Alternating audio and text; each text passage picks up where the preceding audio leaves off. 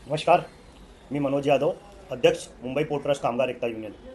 मित्रांनो, आज मी आपल्यासमोर येत्या 12 फेब्रुवारीला जो देशव्यापी संप होणार आहे त्याकरिता आपल्या सर्वांशी संवाद साधायला इथे आलो आहे. आणि या व्हिडिओच्या माध्यमाने मी आपल्या सर्वांना विनंती करतो की येत्या 12 फेब्रुवारीला मुंबई गोदी कामगार, त्याचसोबत कॉन्ट्रॅक्ट कामगार या सर्वांनी या संपमध्ये सहभागी व्हावं. आपले बरेच विषय आहे.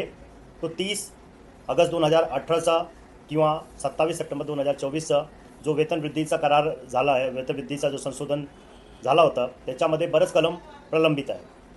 त्याच्यामध्ये स्टॅग्नेशन इन्क्रीमेंट असो किंवा प्रोटेक्टेड पे आणि पर्सनल पे असो, पेन्शनच्या रिलेटेड जे काही इश्यू आहेत ते असो, त्याचसोबत जनरल जे इश्यूज आहेत, जनरल जे आपले प्रॉब्लेम्स आहेत, 1998 नंतर जे रिटायर झाले त्यांचा जो पेन्शनचा इश्यू आहे, ज्याला एकदा IPAनी मान्य करून असं सांगितलेलं की तो विषय ते मिनिस्ट्री ऑफ पोर्ट, शिपिंग आणि वॉटरवेजकडे घेऊन जाणार आहे, तो पण प्रलंबित आहे.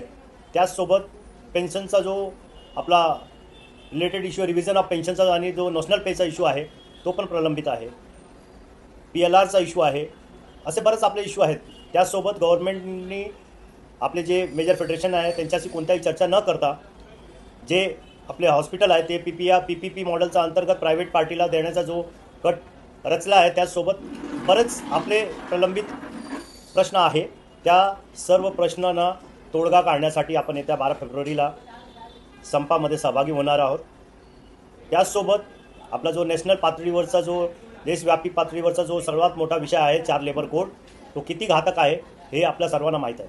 त्याचसोबत नवीन जी इलेक्ट्रिसिटी बिल आली आहे 2025ची, आणि नॅशनल मॉनिटायझेशन पाईपलाईनचा विषय असो किंवा इक्वल वर्क इक्वल पेचा विषय असो, आणि जे काही पब्लिक सेक्टरला प्रायव्हेट पार्टीला देण्याचा जो कारस्थान चालू आहे ह्या देशात, त्या सर्वांच्या विरोधात येत्या 12 फेब्रुवारीला 10 ट्रेड युनियननी मिळून संप पुकारलेला आहे.